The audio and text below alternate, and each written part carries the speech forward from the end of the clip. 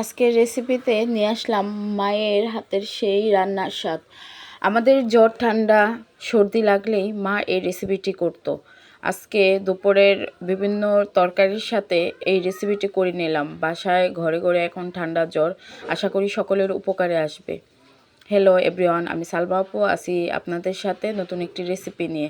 আশা করি সকলের ভালো লাগবে এবং সকলের উপকারে আসবে। যদি ভালো লাগে অবশ্যই লাইক শেয়ার কমেন্ট দিয়ে আমাকে সহযোগিতা করবেন। প্রথমে আমি কিছু কালিজিরা নিয়েছি অনেকগুলো রসুন, কোয়া ছাড়িয়ে রসুনগুলো টেলে নিলাম। শুকনো মরিচ নিয়েছি 4-5টা, নিয়েছি অল্প পরিমাণ কালিজিরা আর একটু বাড়িয়ে নেবেন, বাসায় যতটুকু ছিল অতটুকুই নিয়েছি পেঁয়াজ কুচি ও স্বাদ মতো লবণ। সবগুলো উপকরণ ভালো করে ভেজে কড়াইতে শিলপাটায় পিষে নিলাম।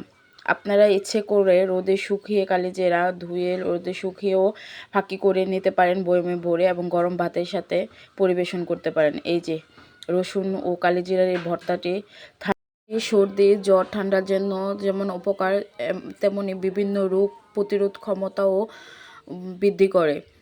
এছাড়া আমি কালিজিরার সাথে কিছু হালকা জিরাও দিয়েছি, আপনারা অবশ্য দেখেছেন। তো খুবই ভালো লাগে এই খাবারটি গরম ভাতের সাথে যখন পরিবেশন করি, নাক মুখে দিয়ে একদম পানি ঝরতে থাকে, ঠান্ডা তো পালায়।